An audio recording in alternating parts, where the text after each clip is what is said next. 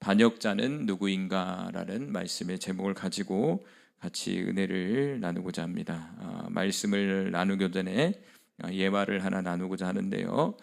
마음이 착한 늙은 부부 집에 젊은 식모가 새로 들어오게 됩니다. 그런데 이 젊은 식모는 행실이 좋지 못해 이웃에 사는 젊은이와 눈이 맞게 됩니다. 몇 달이 지나자 그녀의 몸에 아이가 생기게 되었어요. 이것을 한 노부부는 식모를 나무라지도 않고 다행히 어린애가 없어 애태운더라 친절히 식모를 위로하면서 조금도 걱정하지 말고 어린아이를 낳으면 우리가 양자로 삼을 테니까 걱정 말라고 위로를 하게 합니다. 이 곧 달이 차서 식모는 사내아이를 낳는데 노부모는 출산 비용을 전부 부담했고 출산한 아이를 양자로 삼는 수속을 밟게 됩니다. 그런데 수개월이 지났는데 또 식모가 몸이 무거워진 거예요. 이때도 친절한 노부부는 어린 애가 하나뿐이면 쓸쓸할 거야. 동생이 있으면 좋지 이러면서 이 두 번째 아이도 이 노부부가 양자로 삼았다고 합니다. 식모에게는 같은 일이 또 세 번째 또 있었던 거예요. 또 세 번째 똑같은 일이 또 발생하게 됩니다. 어디까지나 마음이 좋은 노부부는 이때도 그다지 화내지 않고 출생한 아이 셋째 아이까지도 양자를 삼는다고 이렇게 말을 하면서 그 식모를 곁에 두었다고 그래요. 그런데 어느 날 이 식모가 갑자기 이 노부부를 찾아서 자신의 불만을 이렇게 토로하기 시작하는 거예요. 그러면서 불만이 뭐냐? 난 이제 그만두고 난 나가겠다 이러면서 불만을 얘기하는데 그 중에 하나가 뭐냐면 이 집에는 어린아이가 너무 많다는 거야. 이해 안 가세요? 이 집에는 어린아이가 너무 많아서 자기 일거리가 너무 많으니까 나는 그만두고 나가버리겠다 이러고 나가버렸대요. 그 어린아이가 누구 아이예요? 식모 아이잖아요. 노부부가 난 아이가 아니잖아요. 그런데 이 식모는요, 아이가 이 집에 너무 많다는 거예요. 그리고 나서 그만두고 나가버렸다는 거예요. 이거 뭐라고 그러죠, 우리는요? 배망덕하죠. 우스갯소리지만 오늘 말씀처럼 반역자는 누구인가 라는 말씀의 제목처럼 이 세상에서 용서 안 되는 게 여러 가지가 있는데 제일 큰 게 뭔지 아십니까? 저는 배신이라고 생각해요. 배신. 특별히 부부관계 속에서도 신뢰가 떨어지는 이유가 뭐냐면 배신감을 느껴서 그래요. 그리고 성도와 목회자의 관계 속에서도 문제가 생기는 게 뭐냐면 서로가 배신감을 느끼는 거예요. 목회자는 성도에게 배신감을 느끼고 성도는 목회자에게 배신을 느끼고, 그리고 직원과 사장님과의 관계 속에서도 사장님이 직원에 대해서 배신감을 느끼면 문제가 생기고, 또 직원 또한 사장님을 향해서 배신감을 생기면 문제가 생기는 거고, 교회 안에서도 교우와 교회 관계인데 서로 배신감을 느끼게 되면 문제가 생기더라고. 제일 큰 게 뭐냐? 저는 저희 교회에서 얘기하죠. 이 배신이다. 배신감이 들어올 때는 사람이 용서가 안 된다 이거예요. 그러지 않습니까? 우리는 수많은 인간관계 속에서 관계 속에서 배신감을 느껴요. 오늘도 많이 느꼈죠. 우리 권사님이 끄덕끄덕 그러는데 배신감이, 나는 열심히 해줬는데 알아주지 못하고 뭔가 딴소리하고 거기에 대해서 반응 안 해주고 오히려 나무라고, 그러면 얼마나 배신감이 느낍니까? 오늘 이 말씀을 준비하면서 저는 배신자라는 그 키워드를 갖고 같이 말씀을 나누고자 해요. 우리 주님 앞에서도요, 이 배신자는요 참 힘들 것 같아. 우리 주님은 무한적 사랑을 우리에게 보여주시지만 성경에서 얼마나 배신자들이 많습니까? 오늘 본문에서도 배신자가 나오지만 우리 특별히 예수님 12제자 중에 제일 큰 배신자가 누구입니까? 그렇게 사랑했던 가룟 유다. 그 가룟 유다 어떻게 합니까? 사랑하는 그 예수님을 물질에 넘겨버리잖아요. 이익을 취하기 위해서 팔아버리잖아요. 죽음의 길로 넘겨버리잖아요. 그리고 나서 12제자 어떻게 합니까? 예수님이 죽음의 위기 속에 있으니까 다 도망가잖아요. 나 주님과 함께 죽겠다는 심지어 베드로까지도 도망가 버리잖아요. 할렐루야. 주님 모르겠어요. 제 입장에서 봤을 때 얼마나 배신감이 느꼈을까. 근데 성경은 우리 주님은 배신감으로 느끼지 않고 끝까지 사랑했다 이렇게 표현했죠. 그런데 우리 인간의 입장에서 우리 감정은요, 이게 안 돼. 끝까지 사랑이 안 되더라고요. 솔직한 마음이에요. 목회자도 안 되는데 여러분이 되겠습니까? 끝까지 사랑한다는 것은 쉽지 않다. 저는 그렇게 생각해요. 그럼 뭐냐? 노력하는 것이라고 생각해요. 그 말씀 붙들고 열심히 우리가 안 되지만 되게 하려고 발버둥을 치는 거죠.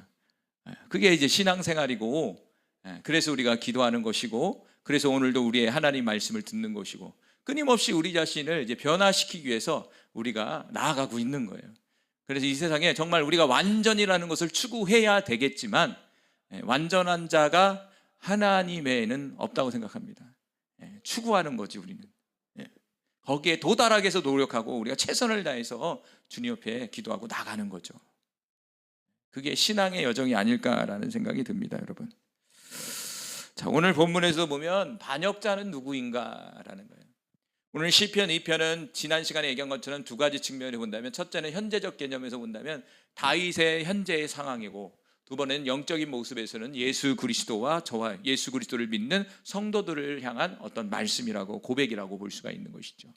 그래서 다윗이 이렇게 시편 2편의 말씀을 가지고 하나님 앞에 고백하고 기도했지만, 결국엔 이 내용은 예수님을 향한 예표적인 말씀이었고, 더 나아가 예수 믿는 성도들을 향한 우리의 기도의 마음인 거예요. 할렐루야. 그래서 이 시편 2편은 두 가지 측면을 우리가 잘 살펴서 보는데, 제가 계속 얘기하는 것은 이것은 어떤 예수 그리스도의 계시적 관점보다는 현재적 개념, 삶 속에서의 저와 여러분의 적용 부분을 지금 설명해 주고 있는 거예요.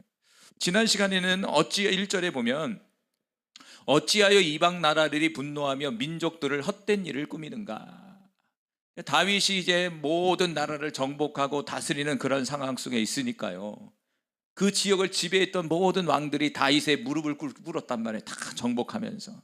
그러면은 이게 정복을 당하는 입장에서는 어떻게 합니까? 침공을 당하고 신민살해하는 입장에서는 어떤 생각이 들까요? 억울한 생각이 들겠죠, 당연히. 성경 그런 얘기 아니었지만 한번 우리도 일제 36년 동안 우리 얼마나 억울합니까? 그게 지금도 풀리지 않아서 민족적 억울함으로 이렇게 덮여져 있어요, 우리나라는 지금. 그걸 풀어내야 돼, 사실은. 그래서 일본만 보면 무조건 일본은 이겨야 돼, 무조건 일본은 질바봐야 돼, 이렇게 생각한다고요. 그게 그 억울함에 묶인 거예요, 민족적으로. 지금 죄악이. 그걸 풀어내야 되는 게 이제 다음 세대의 문제예요. 자, 얼마나 억울합니까? 누군가의 지배를 받고 누군가의 통치를 받는 것은요, 우리 이렇게 얘기하지만 일제 30년 우리 생각해보면 얼마나 힘들었습니까? 많은 사람이 죽었죠. 많은 사람이 착취를 당했죠. 자유가 없죠. 종으로 살아야 되죠. 우리 얼마나 힘듭니까? 반발이 일어난 거예요. 작당 모의를 하기 시작하는 거예요. 이 다윗의 이 통치에서 우리가 어떻게 하면 벗어날 수 있을까? 혼자 힘으로는 안 되니까 서로가 작당 모의를 하기 시작하는 거예요. 우리 말로 한다면 분노가 막 일어나는 거예요. 그리고 막 헛된 일들을 막 꾸미기 시작하는 거예요.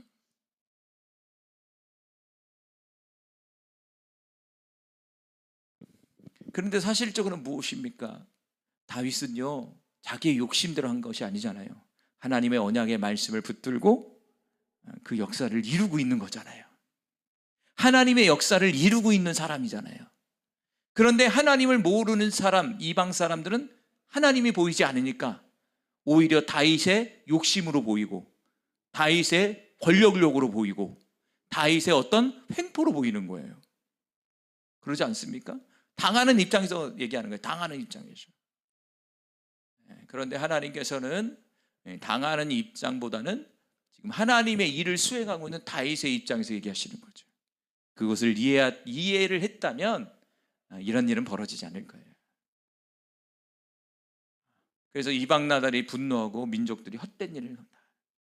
그래서 지난 시간에 얘기했잖아요. 이걸 우리에게 적용한다면 우리가 하나님의 일을 감당하는 데 있어서, 그리고 믿음의 자녀로서 이 땅 가운데 살아가는 데 있어서 이방 세상은 우리를 좋아하지 않는다. 할렐루야. 좋아하지 않습니다, 여러분. 여러분 기도하는 거 좋아하지 않아요. 여러분 헌신하는 거 좋아하지 않습니다. 세상은 교회가 힘을 갖고 일어나는 거 싫어합니다. 교회에서 무엇인가를 한다는 거 싫어합니다.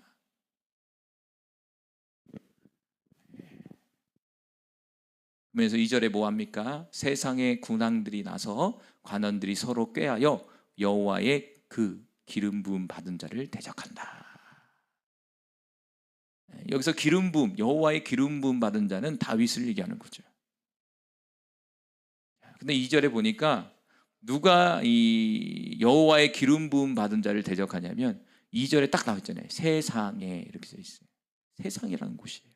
세상에 군왕들과 관원들, 다시 말한다면 세상 권력을 갖고 있는 자들, 세상 권력을 갖고 있는 자들이 여호와의 기름 부음 받은 자를 대적한다는 거예요.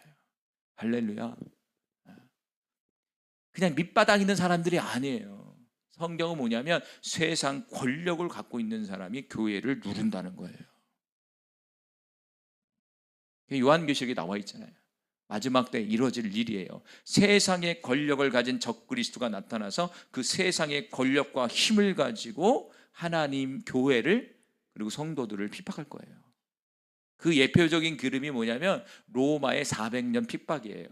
400년 동안의 로마의 핍박으로 인해서 믿음의 사람들이 지하 카타콤에서 400년이라는 세월을 보내요.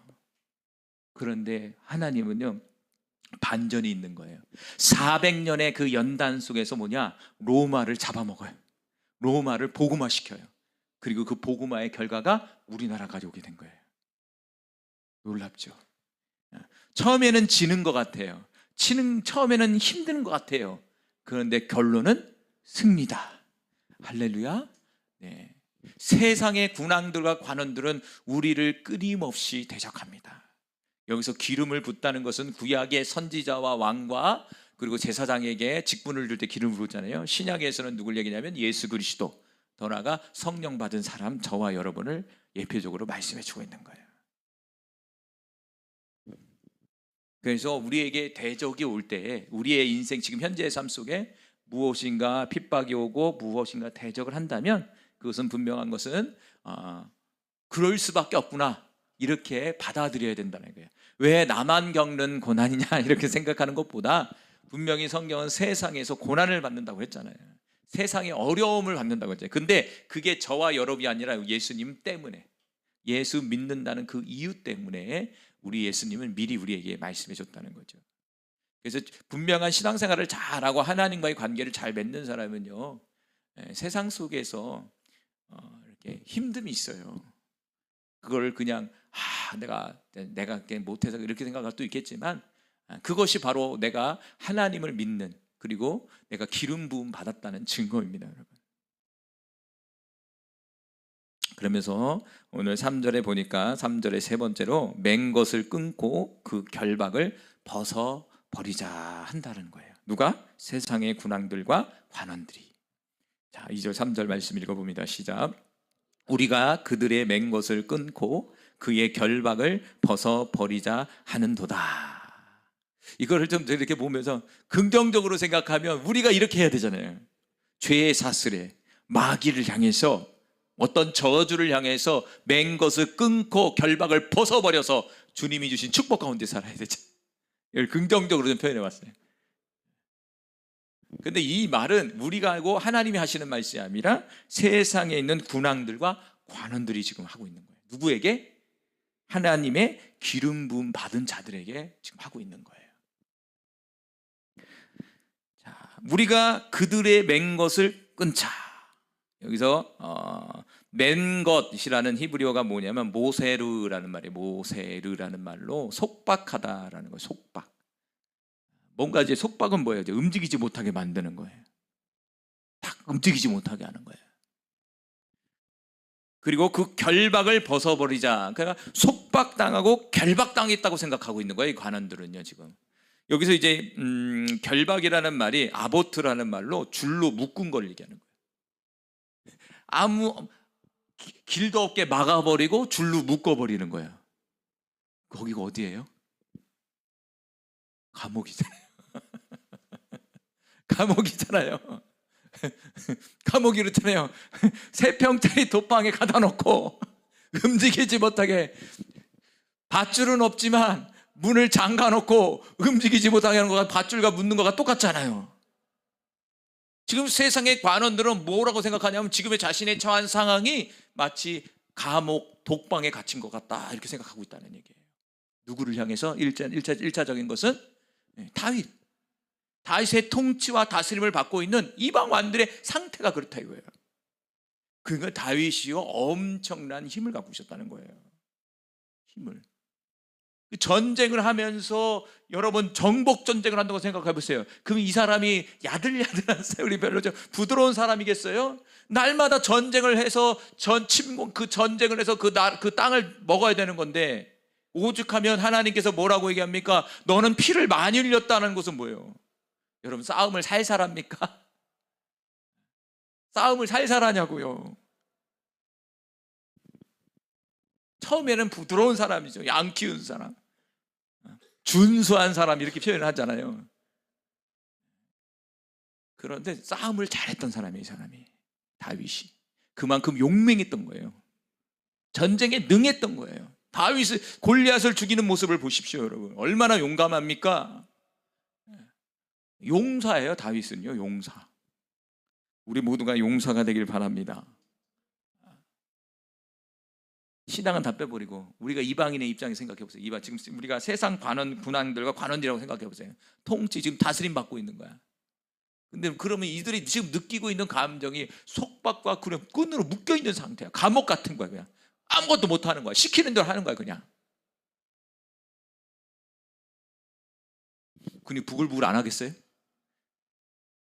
감옥에 갇힌 사람은 어떻게 하든 이 감옥으로 나가기를 원할 거예요.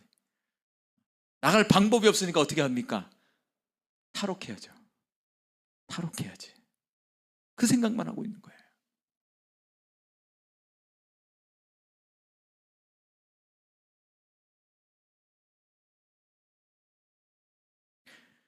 그리고 이 영적인 세계는요, 영적인 세계를 영적인 부분으로 해석한다면 이 부분은 뭐냐면 하나님의 통치에 대한 대적이에요. 이 세상을 통치하신 하나님의 통치를 반항하는 세상의 관원들과 또한 군왕들을 상징적으로 말씀해 주고 있는 거예요. 다시요, 현실의 속에 쓰는 다윗을 향한 대적이고요, 영적인 세계로 우리에게 적용한다면 지금 바로 이 세계를 하나님이 통치하고 다스리는데 이 하나님의 통치와 다스림을 대적하고 거역하는 존재들, 이런 존재들이라는 거예요. 그렇죠? 지금도 그러고 있잖아요. 이런 말이 있더라고요. 원래는 이 세계가 시작할 때 신본주의로 시작이 됐잖아요. 그런데 이제 문화가 발달하면서 르네상스 시대가 이렇게 오면서 인간 중심적 삶으로 바뀌었어요. 인본주의로 바뀌었단 말이에요. 이게 쭉 왔단 말이에요. 근데 지금은 뭐라고 이렇게 부르냐면 생명 중심적이라고 해요. 또 이제 바꿨어, 말을 살짝. 생명 중심적인 건 뭐냐면 인간 중심의 생명으로 간다는 것은 동물까지 포함시키는 거예요. 이제 동물까지 포함시키는 거예요. 그래서 키우는 강아지는 사람과 같은 거예요. 이제 그렇게 오늘 싹 바꿨어요. 그리고 언어가 지금 그렇게 바뀌었다고요. 생명 중심적으로 바뀌었다고, 언어를. 그렇게 가면요, 여러 가지 성경에 문제가 생기기 시작하는 거예요. 인본적인 부분으로서도 이게 문제가 많았잖아요. 그러니까 인본 중심적 사상으로 가니까 그게 뭐냐면 신은 없다라고 이렇게, 그래서 철학이 발달하게 됐어요. 그 시대예요. 르네상스 시대 때는 철학이 막 발달하기 시작한 거예요. 인간이 하나님은 죽었다, 그걸 주장하는 철학자들이 막 나타나고, 지금도 인본주의적 사상들이 막 이제 번영하고 있잖아요. 지금 신은 없다. 그런데 이제 생명 중심적 그런 관점으로 이제 바뀌기 시작한 패러다임. 생명. 자, 성경에 보니까요, 하나님을 대적하는 자들을요 이렇게 한 4가지 부류로 이렇게 말씀하고 있어요. 하나님을 대적한다. 첫 번째는 뭐냐면 에스겔서 28장 13절과 14절에 보니까 기름 부음 받은 자, 기름 부음을 받고 지키는 그룹이 대적하는 모습이 나와요. 자, 오늘 본문의 3절의 그 존재들이 누구냐 이렇게 했을 때 첫 번째는 에스겔서 28장 13절과 17절에 나온 기름 부음을 받고 지키는 그룹. 이 그룹이 이제 하나님을 대적하게 된다라는 거죠. 자, 읽어볼게요. 이게 어떤 존재인지. 에스겔서 28장 13절 말씀 읽어봅니다. 내가 옛적에 하나님의 동산 에덴 동산에 있어 각종 보석 곧 홍보석과 황보석과 금강석과 황옥과 홍반과 창옥과 청보석과 남보석과 홍옥과 황금으로 단정하였으며 내가 지음을 받던 날에 너를 위하여 소고와 비파가 준비되었도다. 너는 기름 부음 받고 지키는 그룹이요 내가 너를 세우매 내가 하나님의 성산에 있어서 불타는 돌들 사이에 왕래하였도다. 내가 지음을 받던 날부터 내 모든 길에 완전하더니 마침내 내게서 불의가 드러났도다.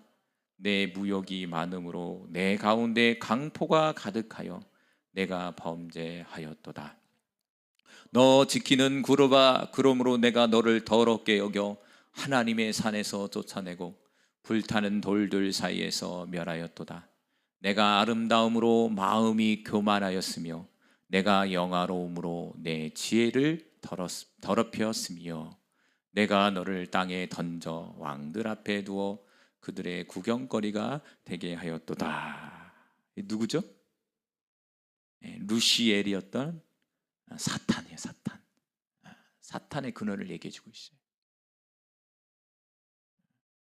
사탄은 오늘 본문에 얘기한다면 하나님의 맹 것을 끊고 하나님의 그 결박을 벗어버리고 자신이 하나님이 되겠다라고 마음을 먹었다는 거예요. 그래서 여기 되면 교만이라고 해요. 교만이죠. 그러니까 3절의 존재들은 어떤 사람이냐면 교만한 자를 얘기하는 거예요. 교만한 자. 그러면 그 반역, 오늘 본문의 제목은 제가 반역자는 누구인가 이랬잖아요.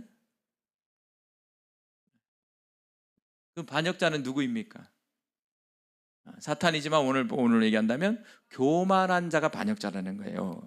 나는 이렇게 안 했는데, 아니 미안하지만 여러분이 만약 여러분의 마음속에 교만함이 있다면 표현은 다르게 있지만 이 표현을 하고 있는 거예요. 우리가 하나님의 맹 것을 끊어버리고 하나님의 결박을 벗어버리고 난 자유롭게 살겠다, 이렇게 고백하는 거와 똑같은 거예요. 자, 이 사탄이라는 존재는 원래 사탄이 아니었어요. 13절에 보셨습니까? 너 옛적에 하나님 동산 에덴 동산에 있었다. 이 에덴 동산을 다음 절에 보니까 하나님의 성산이다 이렇게 표현했어요. 하나님의 성산에서 아름답게 졌다는 거예요. 금강석, 황옥, 온방옥, 청옥, 목, 청보석, 남보석, 홍옥, 황금, 온통 그 빛난 보석과 같은 존재로 단장을 하고, 중요한 것은 비파와 수금을 가졌다는 것은 뭔가 음악을 담당했다는 거예요. 하나님을 찬양하는 구루천사로 만들었다는 거죠. 그런데 문제는 뭐냐면 이 구루천사가 다른 마음을 품었다는 거예요. 다른 마음을 품었다는 거예요. 16절에 15절 하반절에 보니까 불의가 드러났다. 불의가 드러났다는 거예요. 불의가. 그러면서 이 기름 부음 받고 지키는 이 천사가 뭐랬냐면 강포가 가득했다. 강포라는 말이 우악스럽고 사납다라는 뜻이거든요. 아름답게 했는데 그 속마음은 우악스럽고 사나운 존재였다는 거예요. 그리고 너의 범죄가 드러나게 됐다. 그래서 하나님이 너를 더럽게 여겨서 하나님의 성산 에덴 동산에서 쫓아내버렸다. 에덴 동산에 뭔가 사건이 벌어졌다는 얘기예요, 여기서 지금. 그렇죠? 에덴 동산에 처음에는 그렇게 아니었단 말이에요. 그런데 에덴 동산에서 뭔가 불의가 드러났다는 거예요. 에덴 동산에서 지금. 그러면서 17절에 마음이, 중요한 건 뭐냐면 교만해져서 그렇다. 딱 짚잖아요. 그래서 저와 여러분이 제일 많이 짓는 죄가 교만이에요. 교만이 1순위예요. 1순위. 교만해서 죄인이 된 거예요, 사실은요. 교만해서 선악과를 따먹은 거라니까요. 교만해서 오늘도 죄를 짓는 거라니까요. 교만해서 오늘도 주님 앞에 배신자로 살고 있다니까요. 주님이 우리를 용서해 주셔서 이렇게 살고 있는 거죠. 우리는 날마다 배신자의 삶을 사는 거예요. 창세기 3장 9절과 14절에 보니까 그 유명한 아담과 하와도 하나님을 대적한 거예요. 오늘 본문의 3절의 말씀과 동일한 거예요. 창세기 3장 9절과 14절은요, 불순종이에요. 불순종하는 자들이 대적하는 자들이에요. 자, 3장 9절 읽어봅니다. 시작. 여호와 하나님이 아담을 부르시며 그에게 이르시되 내가 어디 있느냐? 이르되 내가 동산에 하나님의 소리를 듣고 내가 벗었으므로 두려워하여 숨었나이다. 이르시되 누가 너의 벗었음을 내게 알렸느냐? 내가 내게 먹지 말라 명한 그 나무의 열매를 내가 먹었느냐? 아담이 이르되 하나님이 주셔서 나와 함께 있게 하신 여자 그가 그 나무 열매를 내게 주므로 내가 먹었나이다. 여호와 하나님이 여자에게 이르되 내가 어찌하여 이렇게 하였느냐? 여자가 이르되 뱀이 나를 꿰므로 내가 먹었나이다. 여호와 하나님이 뱀에게 이르되 내가 이렇게 하였으니 내가 모든 가축과 들의 모든 짐승보다 더욱 저주를 받아 배로 다니고 살아있는 동안 흙을 먹을지니라. 실제로 뱀은 배를 기어 다니잖아요. 그렇죠? 그러나 이 말 잠깐 이 말씀, 그럼 뱀은 다리가 있었단 얘긴가? 그렇잖아요. 배로 다녔으니까 우리 공룡 보면 공룡이 꼭 뱀같이 생겼잖아요. 공룡이 뱀같이 생겼잖아요. 다리 달린 이렇게 막 다니잖아요. 그럼 자꾸 이렇게 생각이 나요. 이 부분 보면 뱀도 다리가 있었나 보다. 배로 다닌다니까, 저주로. 자, 여기서 보면 하나님이 말하기를 하나님이 금지한 열매를 먹지 말라고 했거든요. 그리고 아담과 하와는 그 말씀에 순종해야 되거든요. 그런데 불순종했다는 거예요. 그만 열매를 먹었기 때문에 불순종한 거죠.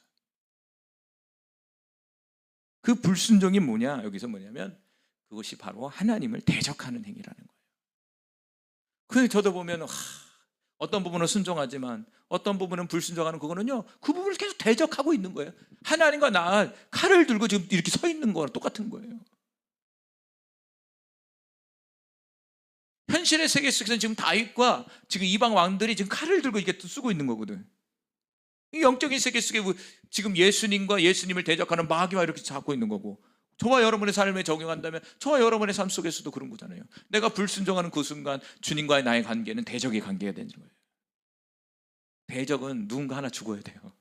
싸움의 관계거든요.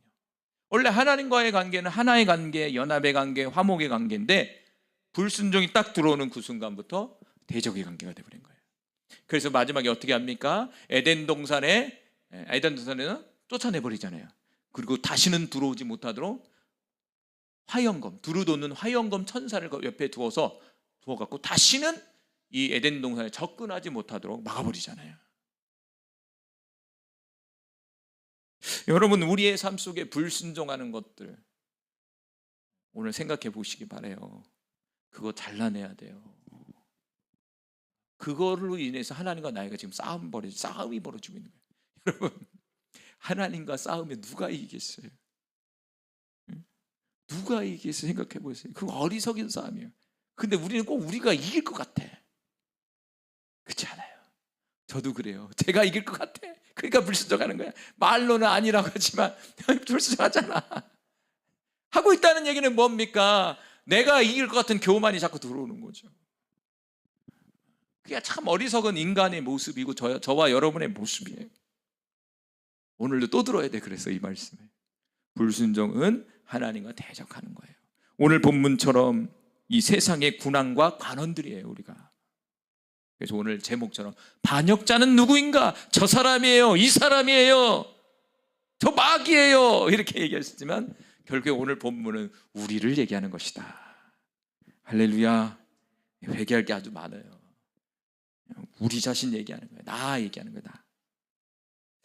세 번째는 창세기 6장 1절과 3절에 보면요, 육신이 되면 하나님을 대적하는 거예요. 육신이 된 사람.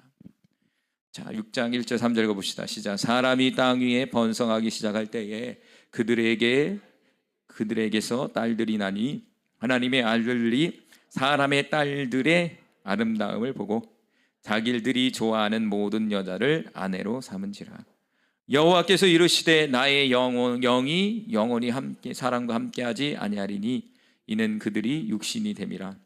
그러나 그들의 날은 120년이 되리라 하시니라.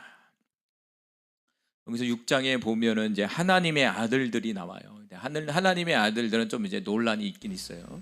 우리는 보통 하나님의 자녀들을 얘기해요. 근데 어떤 사람도 천사를 또 얘기하시는 분이 있어요. 여기서 보면 이제 하나님의 아들들이 있었다는 거예요, 세상에. 근데 하나님의 아들들이 땅 위에서 번성하기 시작했다는 거예요. 이렇게 번성하기 시작한 거예요. 그런데 여기서 하나님의 아들들이 있는 동시에 이 땅에는 누가 있었다고요? 사람들이 있었다는 거예요. 하나님의 아들들이 있었고 사람이 있었다는 거예요. 이 두 부류로 딱 갈라지는 존재들이 있었다는 거예요.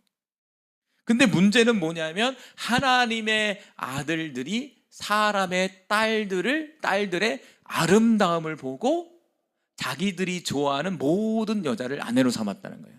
여기서 중요한 건 뭐냐면 자기들이에요. 자기들. 뭐라고요? 자기가 좋은 걸 했다는 거예요. 여러분, 결혼만 자기만 좋은 거 했을까요? 결혼만 이쁜 여자가 내 마음대로 아내를 취했다고 이렇게 요약적으로 얘기했지만 그 당시 어떤 일이 벌어진 거예요? 자기 좋을 대로 다 해버렸다는 얘기예요. 먹고 싶으면 잔뜩 먹고 죽이고 싶으면 죽여버리고 나오잖아요. 그래서 앞쪽에 보면은 번성할 때 사건이 벌어지잖아요. 라멕이라는 사람이 아내를 둘 취하잖아요. 그리고 자기 한 대 때리니까 그 소녀를 죽여버렸다고 광고하잖아요. 나한테 한 번만 오면 더 죽여버릴 거야. 77배의 고통을 받을 거야. 이렇게 얘기하잖아요. 그때가 이때예요. 지금 이 시대를 얘기한다고. 지금 문제는 뭐냐면 하나님의 사람들이 자기 좋아하는 것을 선택하기 시작했다. 사람들은 사람이 좋아하는 걸 선택할 수 있겠지만 여기서 뽑고 있는 것은 뭐냐면 하나님의 사람들이 하나님이 좋아하는 것 이렇게 가야 되는데 그것이 아니라 사람들과 동일하게 자기들 멋대로 하기 시작했다는 거예요. 그 단적인 예가 뭐냐면 결혼이에요. 결혼. 당연히 이쁜 여자 있으면 살고 싶죠. 생각해 보세요. 멋있는 남자 있으면 남자와 살고 싶죠. 그거 당연한 거죠. 그런데 성경은 당연하지 않다 이렇게 얘기한 거예요. 기준이 어디 있습니까? 하나님에게 있는 거예요. 근데 기준이 사라져버린 거예요. 그러면서 아주 중요한 말이 3절에 뭐냐면 그들이 육신이 됐다는 거예요. 아, 그렇구나. 원래 영적인 존재거든요. 영적인 존재로서 살아야 되거든요. 근데 자기 중심적으로 선택하고 자기 중심적으로 행동한다는 것은 육신을 가지고 선택했다는 얘기예요. 육신의 만족과 육신에 나오는 그 만족과 그 갈망, 그거를 붙들고 살기 시작했다는 거예요. 누가? 하나님의 자녀들이.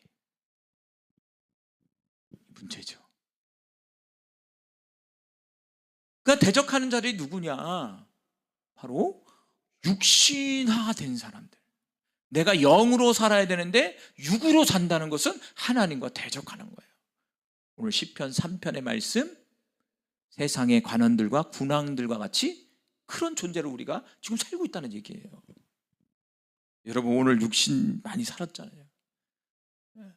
저도 이렇게 얘기하잖아요. 자네가 설교하지만 이게 참 힘들어. 설교는 왜 힘드냐면 그렇게 살면서 얘기하면 좋잖아.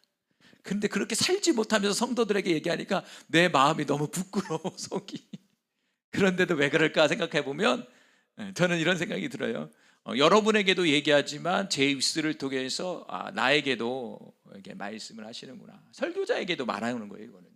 그래서 목사님은 뭐 제대로 안 살면서 그래. 그렇게 생각할 필요 없어요. 하나님의 일을 그렇게 하신다고. 목사님 스스로에게도 감동을 주고 그리고 여러분에게도 서로 다 주는 거예요. 육신이 됐다, 이거 육신. 이게 제일 큰 문제죠, 육신. 육을 갖고 있으니까 우리가 일어나면 밥 먹어야지. 어제 기분 나빴는데 오늘은 좀 이 일을 해야 되는데 이러고 딱 떠오르잖아요. 당연한 거잖아요.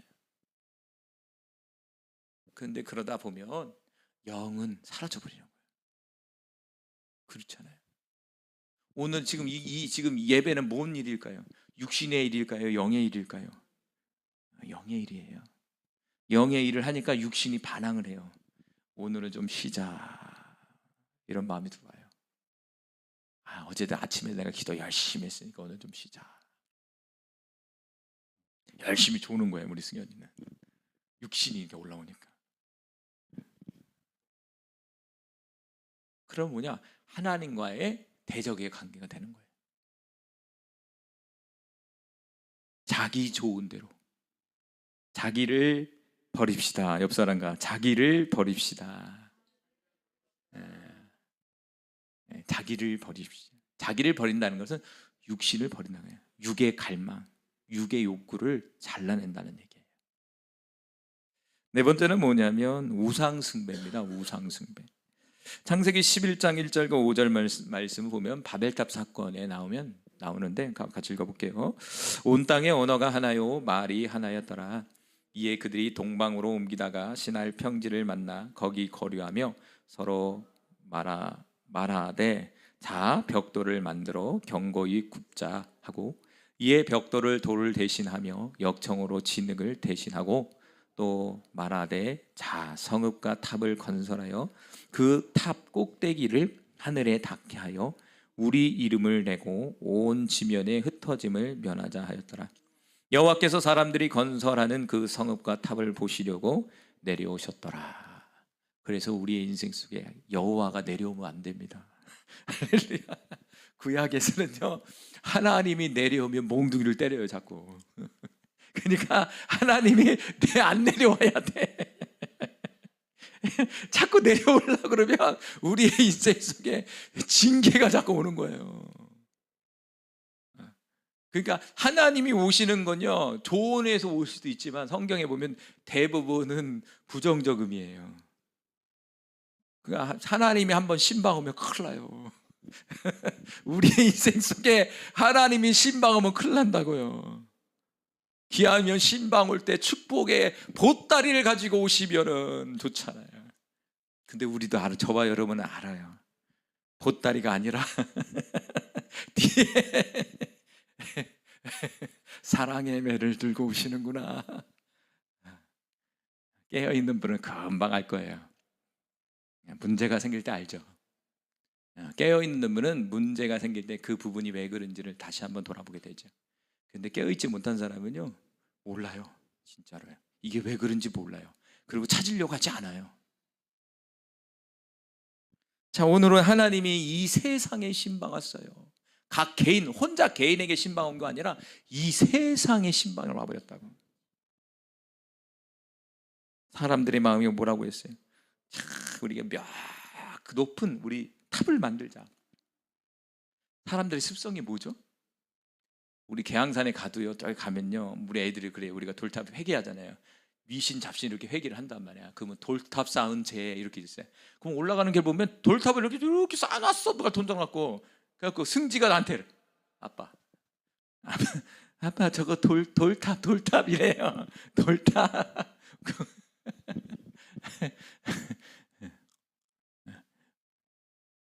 우리나라 사람 특히 어딜 가면요, 산이나 이런 데 가면 뭘 싸요? 이렇게 싸. 가르쳐주지도 않는데 애들이 다 싸요 그냥.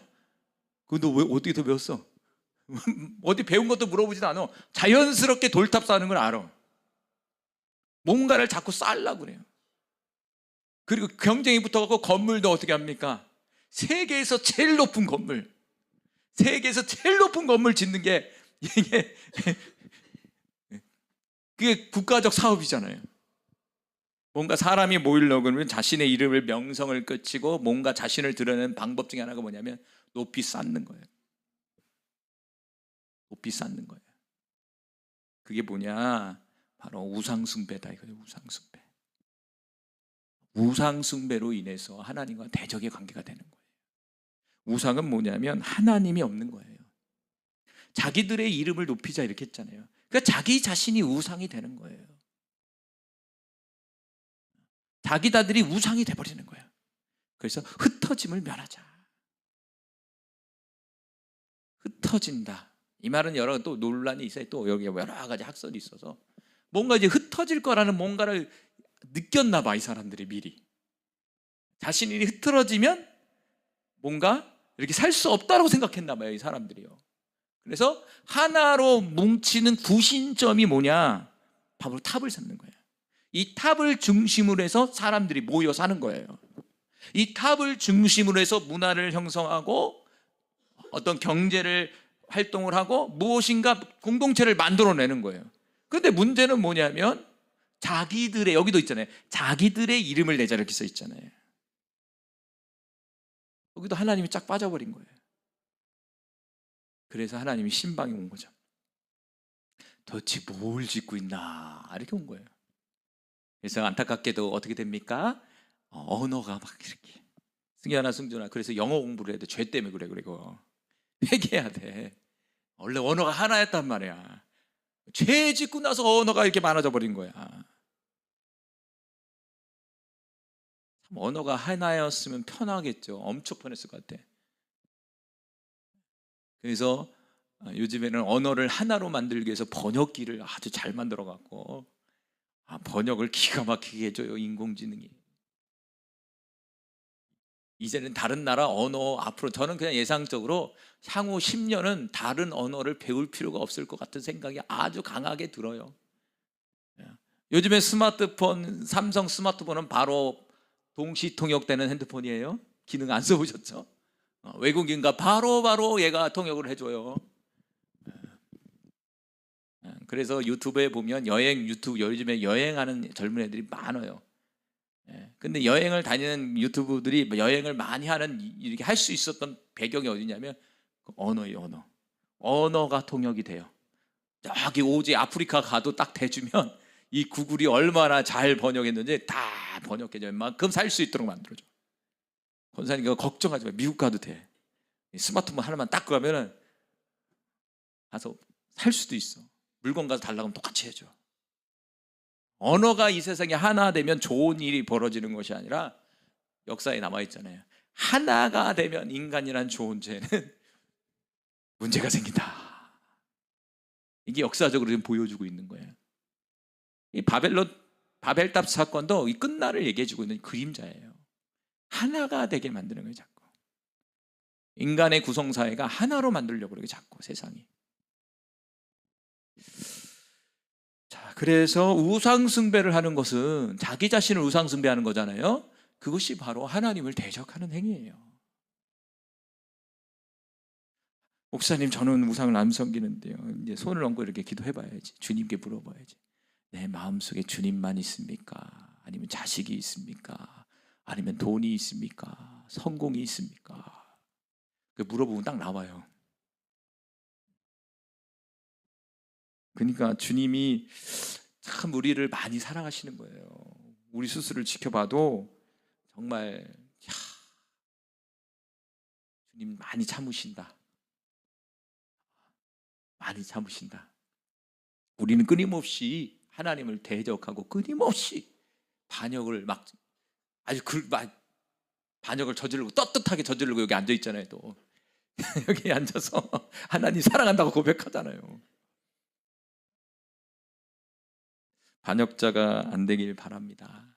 그래서 결론을 어떻게 합니까? 4절에 보니까 하늘에 계신 이가 웃으신다. 2절 4절 마지막 읽어봅니다. 시작. 하늘에 계신 이가 웃으심이요 주께서 그들을 비웃으시리로다. 저 이 보면서 하나님이 너무 어이가 없다. 제가 서두에 우리에게 있어서도 제일 용서가 안 되는 게 인간사를 보니까 이 배신자가 배신하는 거예요. 목회자도 목회자를 배신하고 이렇게 떠나가고 이런 사람 보면요, 솔직한 마음으로 힘들어요. 최선을 다해서 사랑을 해줬는데 나중에 이상한 소리를 하고 배신을 하고 가버리면요, 큰 상처가 돼요. 성도님도 그렇잖아요. 성도님도 누군가 배신당할 때, 특별히 사랑하는 남편한테 배신당하면 여자는 큰 그건 평생 안 바뀌어. 힘들어.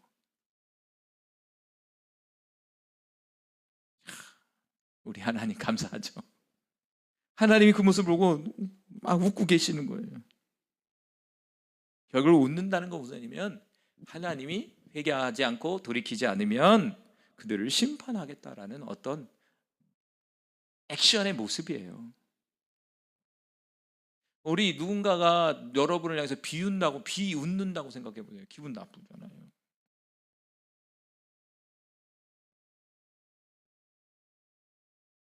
이 비웃는다는 말이 이제 웃다라는 말이 샤크라는 말인데 뭐냐면 조롱하다예요. 이게 뉘앙스가 어감이 안 좋잖아.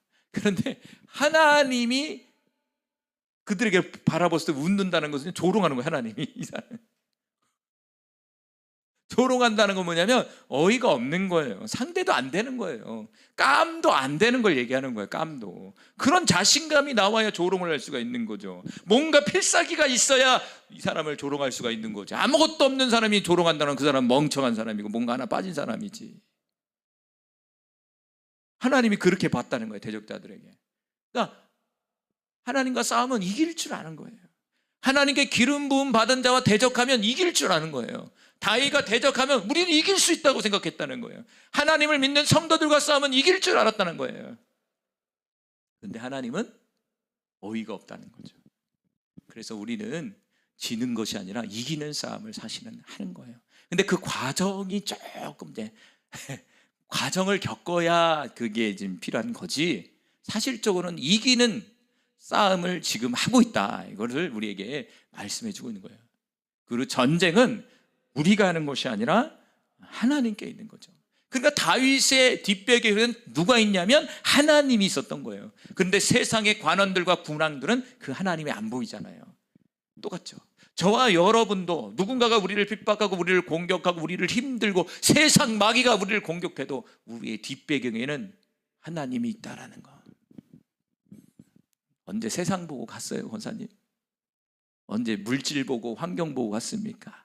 늘 인생 속에 어려움을 오면 주님 매달리고 기도하고 붙들고 도와달라고 소리치고 3시간 돌파 기도해야 하고 5시간 돌파 기도하고 50일, 30일, 100일 작정 기도하고 40일 금식 기도하고 20일 금식 기도하고 매일같이 금식해서 지금까지 돌파해서 온 거죠. 오늘 그럼 문득 그런 생각이 들더라고요. 뭘 세상을 바라면서 왔나? 근데 은근히 뭔가 건덕지만 있으면 인간의 존재가 그걸 딱 붙들고 그거를 하나님 삼아서 이렇게 사는 거, 그게 또 하나님을 대적하는 거예요. 교만해서 그렇고 순간순간 우리가 영으로 사는 것이 아니라 영으로 살아서 육으로 살아서 그렇습니다. 여러분, 오늘 이 시간 우리도 이런 존재가 아니라 배신자가 아니라 하나님이 믿을 수 있는, 인정받는 그런 하나님의 사람, 하나님 앞에 기름 부음 받은 하나님의 성도로서 살아가기를 간절히 소망합니다. 오늘 기도할 때 이 말씀 듣고 한번 생각해 보시기 바라요. 내가 하나님을 얼마만큼 배신하고 있는지, 지금 내가 하나님 앞에 배신하고 있는 것이 무엇인지 다시 한번 돌이켜서 회개하고 주님 배신자가 아니라 하나님 앞에 충성된 자로서 하나님 사용해 주십시오. 주님 다시 오시는 그날까지 우리를 사용해 주십시오 라고 기도하셨으면 좋겠어요.